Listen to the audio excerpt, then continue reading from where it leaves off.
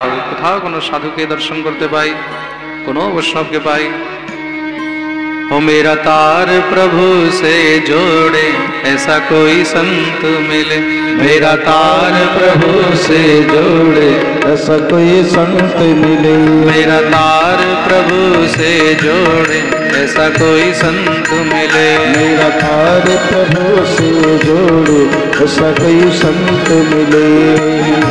हो ऐसा कोई संत मिले, हो ऐसा कोई संत मिले, ऐसा कोई संत मिले, ऐसा कोई संत मिले, हो ऐसा कोई संत मिले, हो ऐसा कोई संत मिले, ऐसा कोई संत मिले, ऐसा कोई संत मिले, ऐसा कोई संत मिले,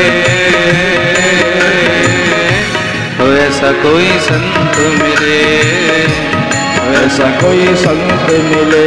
मेरे मन का रास्ता मोड़े ऐसा कोई संत मिले, मेरे मन का रास्ता मोड़े ऐसा कोई संत मिले, मेरा तार प्रभु से जोड़े ऐसा कोई संत मिले, मेरा तार प्रभु से जोड़े ऐसा कोई संत मिले। मेरा तार प्रभु से जोड़े, क्यों যেন আমাকে গোবিন্দের সঙ্গে জড়িয়ে দেয়, সেই ঈশ্বরের সঙ্গে যেন আমার সম্বন্ধ যোগ করে দেয়। এই চিন্তন করতে করতে এবং সঞ্জল্পিতম মাতুরাকরণের্থাগমং বচঃ, খুঁজতে খুঁজতে হঠাৎ করে মহারাজ বনের মধ্যে দেখছেন সামনে থেকে এক বীণাধারী বাবা কীর্তন করতে করতে আসছেন, নারায়ণ নারায়ণ নারায়ণ। কে? দেবর্ষি নারদ। সঙ্গে সঙ্গে দেবর্ষি নারদকে দেখে দৌড়ে গিয়ে চরণে সাষ্টাঙ্গ প্রণাম করলেন। স্পৃष्ट्वा মূর্ধন্যঘটনেন পাণিনা প্রাহ বিস্মিতঃ, প্রণাম করেছেন দেবর্ষি নারদ। সেই ছোট্ট শিশুকেই বনের মধ্যে জঙ্গলের মধ্যে দেখে চমকে গেলেন। কে তুমি? তোমাকে দেখে মনে হচ্ছে তুমি কোনো ক্ষত্রিয়ের সন্তান, তোমার তেজ বলছে। শ্রী ধ্রুবজি মহারাজ নিজের পরিচয় দিলেন, প্রভু আমি চক্রবর্তী সম্রাট রাজা শ্রী উত্তানপাদের জ্যেষ্ঠ পুত্র, নাম হলো ধ্রুব, রাজকুমার ধ্রুব। তুমি এই বনের মধ্যে, জঙ্গলের মধ্যে, এখানে তুমি একা একা ঘুরছো, তার কারণ কি? গুরুদেব, আমি এখানে তপস্যা করতে এসেছি। তপস্যা করতে এসেছো? তপস্যা কি বাচ্চাদের খেলা? ঘর থেকে বেরোলাম, বনের মধ্যে গিয়ে তপস্যা হয়ে গেল? বলে সে তো আমি জানি না, কিন্তু আমি তপস্যা করতে এসেছি মনের মধ্যে দৃঢ় সংকল্প করে, দৃঢ় নিশ্চয় করে আমি তপস্যা করতে বেরিয়েছি। নারদ বললেন, দেখো এখন তোমার বয়স অনেক কম, যাও যাও ঘরে ফিরে যাও, যখন বয়স হবে, সামর্থ্য হবে, তখন এসে তপস্যা করবে। শ্রী ধ্রুবজি মহারাজ বললেন, প্রভু কবে বয়স হবে আর কবে আমি তপস্যা করব, কবে সেই পরম প্রভুকে পাবো? না না, ততদিন পর্যন্ত আমি থাকবো কিনা তার কি কোনো নিশ্চয় আছে? নারদ বললেন, এই বনের মধ্যে অনেক বড় বড় হিংস্র পশু থাকে, তারা তোমাকে মেরে ফেলবে, খেয়ে ফেলবে, যাও যাও, এখন তুমি অনেক ছোট। শ্রী ধ্রুবজি মহারাজ বললেন, আচ্ছা একটা কথা বলুন, আপনি কি আসল সাধু না আপনি নকল সাধু? নারদ বলছেন, কেন বাবা? বলে, না না, আমার মনে একটু সংশয় হচ্ছে, কারণ শুনেছি সংসারের মধ্যে সাধুরা সাধারণ জীবকে ভগবত ভক্তির দিকে এগিয়ে নিয়ে যায়, কিন্তু আপনি তো দেখছি আমাকে এখানে ভজন সাধনের রাস্তা থেকে, ভজন সাধনের পথ থেকে সংসারের দিকে আবার ঠেলে পাঠাচ্ছেন, তার জন্যই মনে একটু সংশয় হলো। নারদ সঙ্গে সঙ্গে বুকে জড়িয়ে ধরলেন, না রে বাবা, আমি আসল সাধু। হে প্রভু, যদি আপনি আসল সাধু হন তাহলে আমাকে ভগবত ভক্তির উপদেশ করুন, ভগবত ভজনের উপদেশ করুন। নারদ বললেন, বাহ, তোমার সংকল্প দেখে আমিও অভিভূত হয়ে গেলাম। আচ্ছা তুমি বলো, কার ভজন করতে চাও, কার তপস্যা করতে চাও? শ্রী ধ্রুবজি মহারাজ বললেন, কার মানে? তপস্যাও কি আলাদা আলাদা হয়? বলে, যার যেমন ভাবনা সে তেমন তপস্যা করে। বলে, তাহলে প্রভু আমি তার তপস্যা করতে চাই। এই সংসারের মধ্যে যিনি সব থেকে বড়, যিনি শ্রেষ্ঠ, যার উপরে আর কেউ নেই। নূনম ভবান ভগবত ইয়ং পরমেষ্ঠিনঃ, এই সংসারের মধ্যে যিনি পরম পিতা পরমেশ্বর, যার উপরে আর কেউ নেই, আমি তার ভজন করতে চাই। তিনি কে? দেবর্ষি নারদ বললেন তিনি তো একমাত্র একজনই। কে? নাম হলো ভগবান শ্রী হরি। একমেব হরেস্তত্র কারণম পাদসেবনম। তিনি হলেন স্বয়ং ভগবান শ্রীহরি। শ্রীহরি হলেন সর্বশ্রেষ্ঠ। তার ভজন করলে, তার আরাধনা করলে তোমাকে আর কাউর আরাধনা করার দরকার নেই। তো মন্দির শুনবে কিন্তু গোবিন্দের চরণ ধরার পরে শ্রীকৃষ্ণ চরণাম ভোজম স্মর দুঃখম গমিষ্যতি। তার চরণ একবার ধরার পরে, তার চরণাশ্রয় নেওয়ার পরে তোমাকে আর অন্য কোথাও যাওয়ার দরকার নেই। নদীতে যাওয়ার পরে আর কেউ পুকুর খুঁজে? বলো, নদীতে যাওয়ার পরে আর পুকুরের দরকার হয়? কুয়োর দরকার হয়? তো ভগবান তো হলেন সেই মহারাজ পরম সাগর।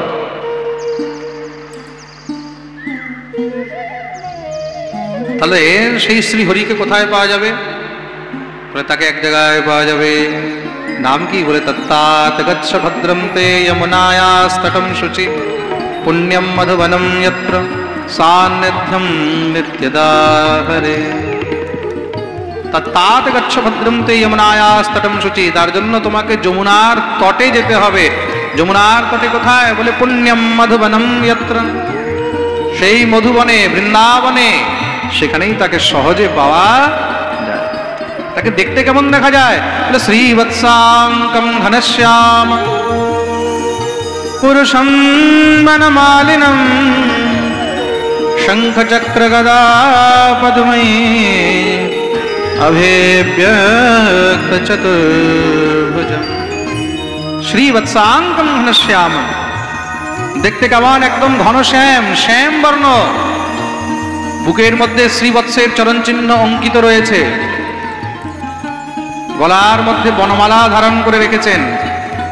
চারটি ভুজার মধ্যে শঙ্খ চক্র গদা পদ্ম তিনি ধারণ করে রেখেছেন। শঙ্খ চক্র গদা পদ্মে অভিব্যক্ত চতুর্ভুজম।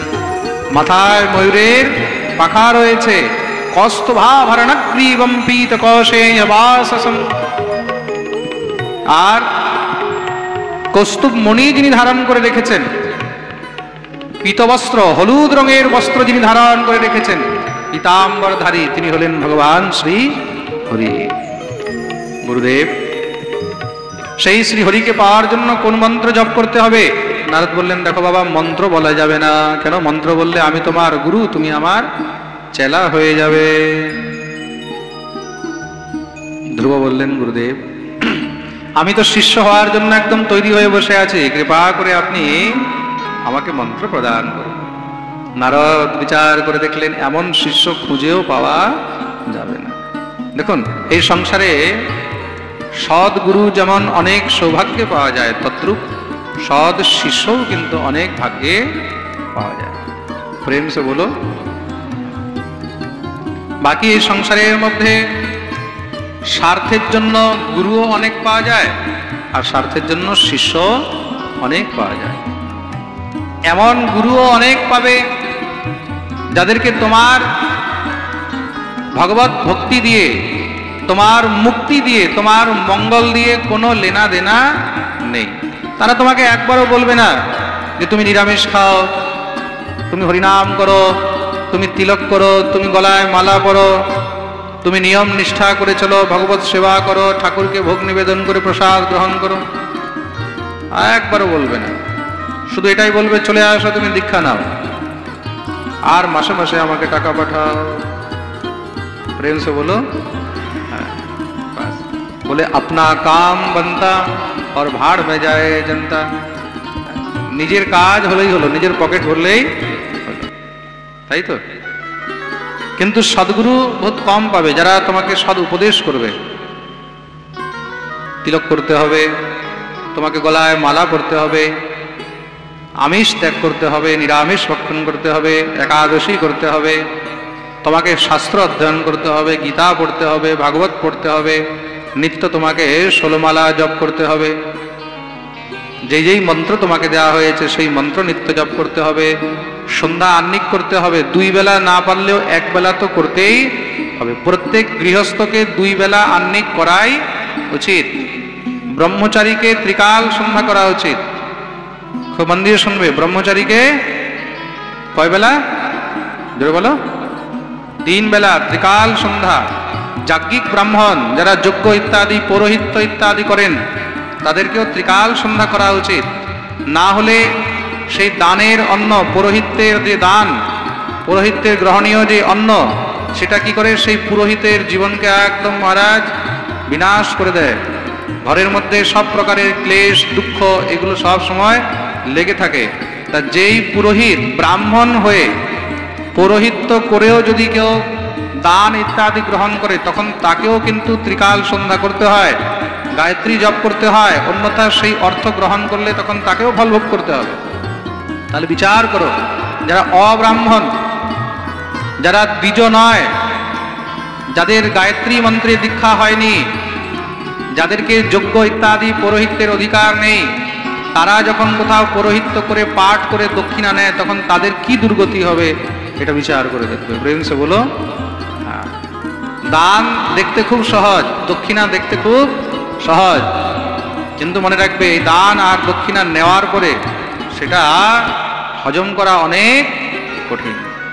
প্রেম সে বলো। আমি আচ্ছা আচ্ছা মানুষদেরকে একদম পুরো বিনাশ হতে দেখেছি। জোয়ান জোয়ান ছেলে মরে গেছে, ক্যান্সার হয়ে মারা যাচ্ছে, এইসব পৌরোহিত্য কর্ম করে, যজ্ঞ ইত্যাদি করে, পাঠ করে, হাজার হাজার মানুষের প্রণাম নিয়ে সেই যখন অর্থ দিয়ে নিজের উদর পোষণ করেছে সেখানেই তার বিনাশ শুরু হয়ে যায়। আর ইহলোক তো তার নষ্ট হয়ই হয়, পরলোকও তার নষ্ট হয়। কেন? স্বধর্মে নিধনম শ্রেয় পরধর্ম ভয়াবহ। যে নিজের বৃত্তিকে পরিত্যাগ করে দিয়ে, প্রত্যেক বর্ণের আলাদা আলাদা ধর্ম রয়েছে, তা যে নিজের বর্ণাশ্রমকে পরিত্যাগ করে দিয়ে, নিজের বৃত্তিকে পরিত্যাগ করে দিয়ে পরবৃত্তি গ্রহণ করে, তখন কি হয়? তখন সেখান থেকেই তার বিনাশ আরম্ভ হয়ে যায়। প্রেম সে বলো।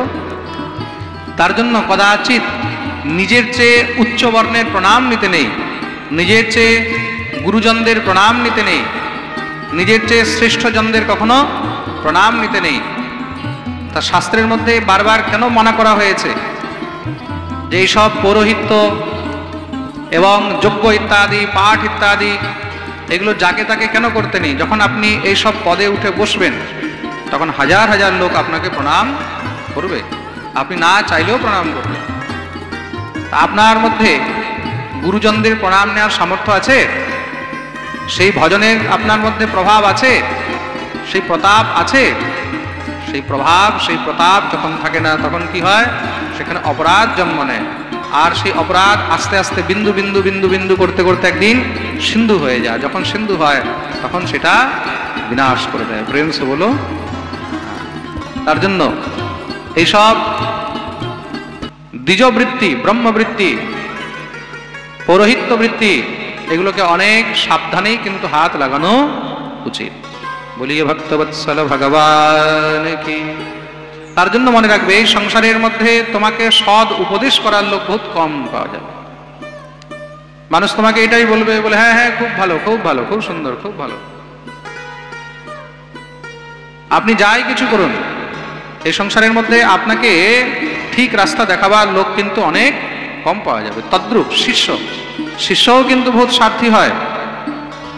শিষ্যরাও এটা চায় আমরা এমন গুরু করব তিনি যেন আমাদেরকে না বেশি কোনো টোকাটাকি করে, না বেশি আমাদেরকে কিছু বলে, যেরকম আমরা মহারাজ আছি সেরকমই যেন আমরা থাকি বাস। আর এমন গুরু পাই যখনই তার কাছে যায় সেখানে যেন সব ব্যবস্থা পাই। আজকাল মানুষ গুরুও হাইফাই খুঁজে।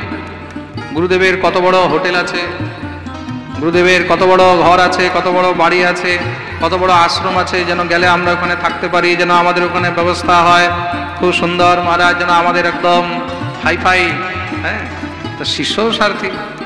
আগেকার দিনে কি হতো? শিষ্যরা যখন গুরু বাড়ি যেত, গুরু বাড়ির মধ্যে উঠানের মধ্যে মাদুর পেতে দিলে তার মধ্যেই শিষ্যরা শুয়ে দিন কাটিয়ে দিচ্ছে, তাই তো? এখন শিষ্যরা আসার আগেই বলে, গুরুদেব আমার জন্য 2টা এসি রুম বুক করে রাখবে। হ্যাঁ, কি দেবো, ঠিক না? প্রেম সে বলো। আমরা নিজেই দেখেছি ছোটবেলায় আমাদের ঘরের মধ্যে, যখন আমার পরম পূজ্য পিতৃদেবের শিষ্যগণ আসতেন, আমার গুরু ভাই গুরুগণরা যখন আসতো, আমাদের ঘর বহুত ছোট, তার মধ্যেই যেরকম ব্যবস্থা করে দিয়েছে, যেমন করে মা রেখেছে করেই থাকছে। অনেক সময় তো গুরু ভাই গুরুগণরা সব আমাদের সঙ্গেই ঘুমাচ্ছে, আমরা একসঙ্গেই থাকছি, কোনো সংকোচ নেই, কোনো প্রকারে কোনো মনের মধ্যে নেই। আর আজকালকার তো শিষ্যরা সবাইকে ভিআইপি ব্যবস্থা চাই, ভালো রুম চাই, অ্যাটাচ রুম চাই, এই চাই ওই চাই। আরে বাবা, কত ডিমান্ড! প্রেম সে বলো। তো যেমন এই সংসারের মধ্যে সদ্গুরু পাওয়া অনেক কঠিন, তদ্রূপ সৎ শিষ্য পাওয়া অনেক কঠিন। মনে রাখবে, গুরুর কারণে শিষ্যের তো উদ্ধার হয়, কিন্তু কখনো কখনো শিষ্যের কারণেও গুরুর উদ্ধার হয়ে যায়। প্রেম সে বলো, জোর সে বলো, আরো জোরে, আরো জোরে, সবাই দুনো হাত তুলে জয় জয় শ্রী রাধে। দেবর্ষি নারদ দিব্য 12 অক্ষর গোপাল মন্ত্রে দীক্ষা প্রদান করলেন। মনে রাখবেন, আপনার গুরুদেব আপনাকে কি মন্ত্র দিয়েছে সেটা নিয়ে কখনো মনের মধ্যে কোনো সংশয় রাখবেন না। আপনি একটা জিনিস মনে রাখবেন, শ্রী গুরুদেব নিজের পরম্পরায় যেই মন্ত্র পেয়েছে আপনাকেও তিনি সেই মন্ত্রই প্রদান করবেন। একই দেবর্ষি নারদ, তিনি এক জায়গায় 12 অক্ষর গোপাল মন্ত্রে দীক্ষা দিয়েছেন, আর সেই একই দেবর্ষি নারদ আরেক জায়গায় তিনি 18 অক্ষর গোপাল মন্ত্রে দীক্ষা দিয়েছেন। তা কোন পাত্র কেমন, কে কোন মন্ত্র জপ করতে পারবে, কোন মন্ত্র দ্বারা সিদ্ধি লাভ করতে পারবে, তদ্রূপ তাকে গুরুদেব সেই মন্ত্র প্রদান করিয়া থাকেন। আজকাল কি হয়, আপনি গুরুদেবের কাছে দীক্ষা গ্রহণ করেছেন, গুরুদেব আপনাকে মন্ত্র প্রদান করলেন, আপনার ঘরে এবার অন্য কোনো গুরু আসলো, সেই গুরুদেব এবার আপনাকে জিজ্ঞাসা করছে তোমাকে কি মন্ত্র দিয়েছে। যদ্যপি গুরু মন্ত্র গুরুদেব ছাড়া স্বয়ং গোবিন্দ এসে জিজ্ঞাসা করলেও বলতে নেই। গুরুদেব যেই মন্ত্র দিয়েছে সেই মন্ত্র গুরু ছাড়া অন্য কাউকে কখনো বলতে নেই। কিন্তু কি হয়, আজকালকার মানুষ গুরুর বাক্যেও বিশ্বাস করে না। তো গুরুদেব যা মন্ত্র দিয়েছে সেই মন্ত্র এখন অন্য গুরুদেবকে বলে দিল যে আমাকে এই মন্ত্র দিয়েছে। আচ্ছা, মন্ত্র বের করার টেকটিক্সগুলো দেখো আজকাল কেমন। বলে চিন্তা নেই, গুরুজনকে বলা যায়, তুমি আমাকে বলো, আমি কাউকে বলবো না। তুমি আমাকে বলো, আমি কাউকে বলবো না। এবার মন্ত্র মহারাজ শুনে নিল, শুনে এবার তোমাকে বোঝাবে, তোমাকে বলবে তোমার গুরুদেব তোমাকে ওই মন্ত্র দেয়নি, বাস এই মন্ত্র দিয়ে ছেড়ে দিল, তোমার এখনো দীক্ষা পুরো হয়নি, তোমার এখনো সংস্কার পুরো হয়নি, তোমার এখনো অমুক জিনিস হয়নি, তোমাকে এখনো অমুক জিনিস দেয়নি, তোমাকে অমুক গায়ত্রী দেয়নি, তোমাকে অমুক বীজ দেয়নি, তোমাকে অমুক মন্ত্র দেয়নি, তোমাকে ভজনের অমুক দ্বার দেয়নি, তোমাকে এই দেয়নি সেই দেয়নি বলে এমন কনফিউজ করে দেবে। তারপরে তুমি বলবে তাহলে কি হবে, বলে একটা কাজ করো, তুমি আমার কাছে দীক্ষা সংস্কার করে নাও, তুমি এবার আমার কাছে দীক্ষা সংস্কার করে নাও। বাস, এরা নিজে তো অনাচার করে বেড়াচ্ছে, আর সাধারণ ভক্তদেরকেও অপরাধের মধ্যে ফেলে দিচ্ছে। তার জন্য তুমি যাকেই কিছু বলবে সেই তোমাকে কিছু না কিছু উল্টো পাল্টাই উপদেশ করবে। একটা জিনিস মনে রাখবে, তোমার গুরুদেব যদি তোমাকে শুধু রাম রাম বলতে বলেছে তাতেও তোমার উদ্ধার হবে। দেবর্ষি নারদ রত্নাকরকে দীক্ষা দিয়েছেন। রত্নাকর কে ছিল? হ্যাঁ, মহাদস্যু ছিল। রত্নাকরকে দীক্ষা দিয়েছেন। কি বলছেন? বলে রাম রামেতি রামেতি রমে রামে মনোরমে সহস্রনাম তত্তুল্যম রাম নাম বরাননে। তুমি রাম রাম বলো। কি বলো?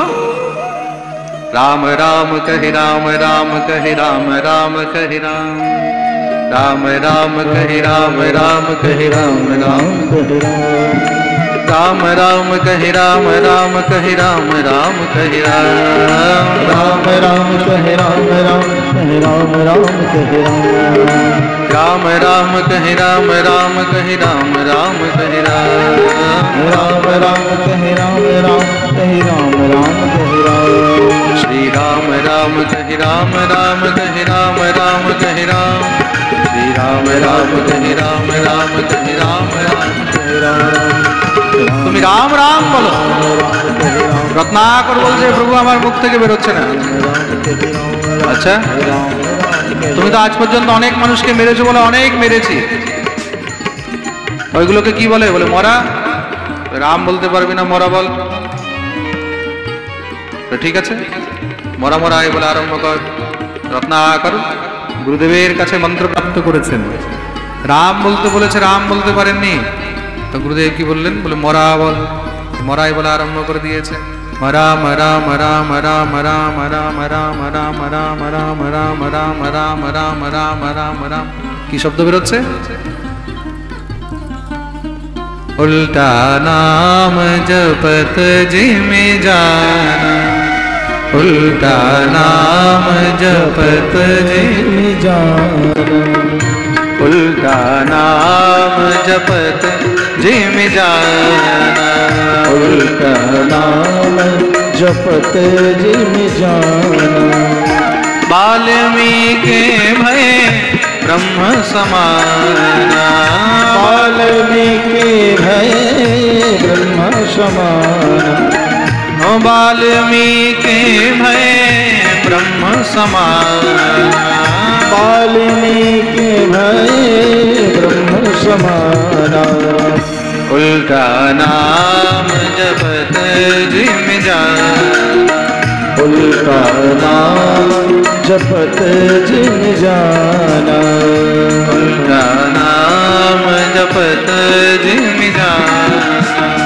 उल्टा नाम जपत जिम जाना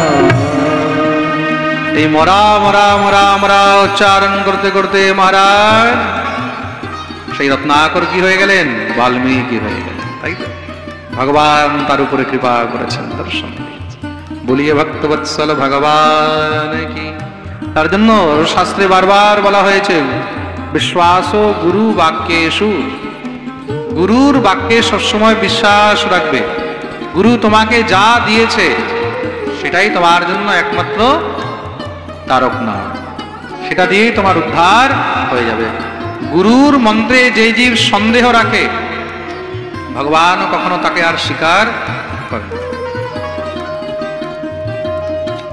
তাই এখানে এই কথাটা আমি কেন বললাম কেন কি নিজের গুরুর প্রতি কখনো আপনারা কেউ সন্দেহ রাখবেন না এখানে যত ভক্তরা বসে আছে যারা লাইভ শ্রবণ করছে হাজার হাজার লাখ লাখ লোক এই পাঠ শ্রবণ করে যারা এখানেও বসে আছে সবাই মন দিয়ে শুনবেন নিজের শ্রী গুরুদেবের বাক্যে গুরুদেবের মন্ত্রে গুরুদেবের বাণীর মধ্যে কোনো সংশয় রাখবেন না গুরু মন্ত্র অত্যন্ত গোপনীয় গোপনীয়ম গোপনীয়ম গোপনীয়ম প্রয়ত্নতঃ দত্তে চ সিদ্ধিহানি স্যাৎ তস্মাৎ যত্নেন গোপয়ে কাউকে যদি গুরুদেবের প্রদত্ত মন্ত্র বলা হয় তাহলে কি হয় সেই মন্ত্রের সিদ্ধি নষ্ট হয়ে যায় আপনি যেই কোনো মন্ত্র নিষ্ঠা করে যদি নিত্য জপ করেন 1 বছর পর থেকে আপনি তার ফল পাওয়া আরম্ভ করে দেবেন প্রেমসে বলো আপনি যেই মাসের যেই নক্ষত্র থেকে মন্ত্র জপ করা আরম্ভ করেছেন আগামী বছরের সেই মাসের সেই নক্ষত্র সেই তিথিতে যখন আপনার 1 বছর পূর্ণ হবে আস্তে আস্তে তার ফল পাওয়া আরম্ভ হয়ে যাবে মন্ত্রের মধ্যে এত প্রভাব রয়েছে এত শক্তি রয়েছে মন্ত্রার্থা সফলা সন্তু পূর্ণা সন্তু মনোরথা তার জন্য মন্ত্র কোনো সাধারণ নয় মন্ত্র জপ করলে কি হয় তোমার মনের সমস্ত সব ইচ্ছা আস্তে আস্তে পূর্ণ হয়ে যায় যত পারবে তত মন্ত্র জপ করবে গুরু মন্ত্র নিয়ে যে জীব মন্ত্র জপ করে না গুরুদেবের কাছে মন্ত্র গ্রহণ করে যে মালা করে না, তিলক করে না, তাহলে কি হয়? মন্ত্ররাজ তখন তার উপরে রুষ্ট হয়ে যায়। রুষ্ট হয়ে আস্তে আস্তে তার কিন্তু অবনতি, তার ক্ষয়ক্ষতি শুরু হয়ে যায়। তার জন্য কখনো গুরু মন্ত্র নিয়েও খেলা করতে, প্রেম সে বলো। বলে গুরুদেব যদি মরে গেছে, গুরুদেব নেই, গুরুদেব দেহ রেখেছেন, তাহলে কি করব? গুরুদেব চিন্ময় স্বরূপ হন। খুব মন দিয়ে শুনবেন, গুরুদেব চিন্ময় স্বরূপ। গুরুদেব যদি দেহ রূপে নাও থাকে, তবুও তিনি চিন্ময় রূপে সবসময় আমাদের কাছে আছেন। প্রেম সে বলো। শ্রী গুরুদেবের এত মহিমা। মহাপুরুষগণ শ্রী গুরুদেব কখনো আমাদের থেকে দূরে যায় না। তা গুরুদেব দেহ রাখলেও তখন অন্য কোনো গুরুর কাছেও যেতে নেই। মন দিয়ে শুনবে, অন্য কার কাছে গিয়ে আবার তুমি দীক্ষা নিলে তাতেও কিন্তু অপরাধ হবে। গুরুদেব তোমাকে যা মন্ত্র দিয়েছে সেই মন্ত্রকেই তোমাকে নিষ্ঠা করে নিত্য জপ করতে হবে। শ্রী ধ্রুবজি মহারাজ মন্ত্র প্রাপ্ত করে গুরুদেবকে প্রণাম করেছেন। কি মন্ত্র দিয়েছেন? ওম নমো ভগবতে বাসুদেবায়। শ্রী ধ্রুবজি মহারাজ শ্রীধাম বৃন্দাবনে যাচ্ছেন। কেন? বৃন্দাবনে গেলে ওই যে গুরুদেব বলেছে তুমি গোবিন্দকে পাবে, গুরুর বাণী, সেই বিশ্বাস নিয়ে ধ্রুবজি মহারাজ বৃন্দাবনে চলছেন। কেন? ঠাকুর বৃন্দাবনে নিত্য লীলা করেছেন। গোবিন্দকে পেতে হলে বৃন্দাবন যেতেই হবে। তার জন্য জীবনে বারবার এই প্রার্থনা করবে ঠাকুরের কাছে, যেন আমরা বারবার বৃন্দাবনে যেতে পারি। কে কে বৃন্দাবন যেতে চায়? একটু হাত উপরে করতে দেখি। মনে রাখবে, যে যে যেতে চায় দুনো হাত উপরে করে। তো বৃন্দাবনে যদি যেতে চাও, তাহলে বৃন্দাবনে যেতে হলে কে নিয়ে যেতে পারে জানো? একমাত্র রাধারানী। কেন? রাধারানী হলেন ব্রজের মালিকিন। মালিকিন যদি আদেশ না দেয়, তাহলে বৃন্দাবনে চাইলেও তুমি ঢুকতেও পারবে না। তার জন্য রাধারানীর কাছে প্রার্থনা করো। রাধারানীর কাছে কি বলবে? ও রাধারানী, ও মহারানী, ও রাধারানী মহারানী, কৃপা করো না, কৃপা করে বৃন্দাবনে নিয়ে চলো না। ও রাধারানী মহারানী, সবাই মিলে গাইবে। রাধারানী মহারানী, কৃপা করো না, কৃপা করে বৃন্দাবনে নিয়ে চলো না। ও রাধারানী মহারানী, ও রাধারানী মহারানী, ও রাধারানী, ও মহারানী, ও রাধারানী মহারানী, কৃপা করো না, কৃপা করে বৃন্দাবনে নিয়ে চলো না। ও রাধারানী, হরি বল। রাধারানী মহারানী, কৃপা করো না, কৃপা করে বৃন্দাবনে নিয়ে চলো না। ও রাধারানী মহারানী,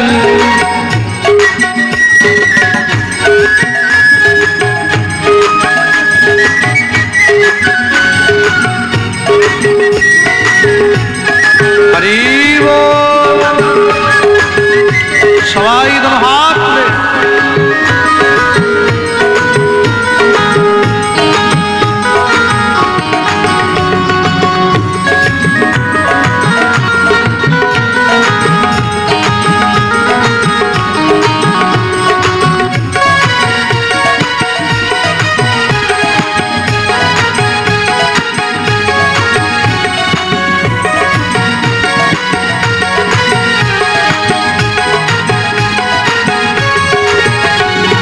তোমার কৃপা হলে পাবো মধুর বৃন্দাবন, তোমার কৃপা হলে পাবো মধুর বৃন্দাবন, তোমার কৃপা হলে পাবো মধুর বৃন্দাবন, তোমার কৃপা হলে পাবো মধুর বৃন্দাবন। নয়নে হেরিব আমি গিরি গোবর্ধন, নয়নে হেরিব আমি গিরি গোবর্ধন, নয়নে হেরিব আমি গিরি গোবর্ধন, নয়নে হেরিব আমি গিরি গোবর্ধন। ও রাধারানী জয় হো মহারানী, ও রাধারানী মহারানী, কৃপা করো না, কৃপা করে চরণ তলে রেখে নিও না। ও রাধারানী মহারানী, রাধারানী মহারানী, কৃপা করো না, কৃপা করে চরণ তলে রেখে দিও না। হরি বল মহারানী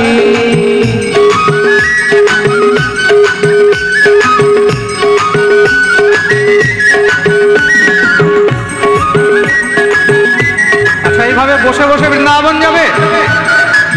তাহলে হরি বল।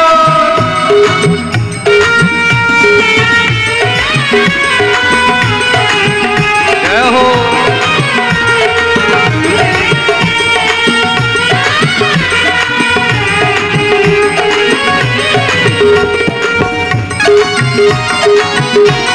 बोलिए राधा रानी की।